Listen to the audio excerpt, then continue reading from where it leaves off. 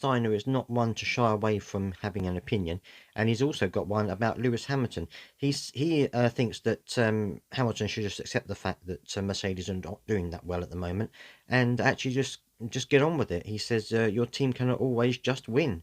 He said it's human, it's competition. Formula One is not Formula Mercedes. Mercedes had 8 good years, and nothing is forever, as we all know.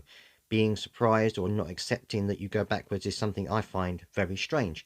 You need to regroup and try again, but you cannot expect or demand to be the best because you won it 8 times and now you're going to win it 9 times. No.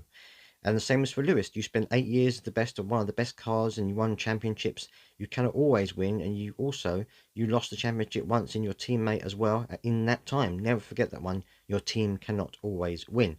And I think he has a fair point to say. I think Hamilton perhaps is a little bit unhappy about the fact that the car isn't performing as well as it should do. I think he's probably got a valid argument to say that he has not been listened to at Mercedes.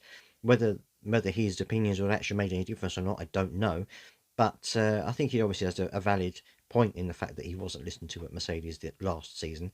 But at the same time, Gunther Steiner is right. You cannot say just because you're with Mercedes you're going to win. You know, F1 teams, it happens like that with F1 teams. They have a dominant period of time and then they drop away, and another team has a dominant period of time. That's what's always happened in Formula One.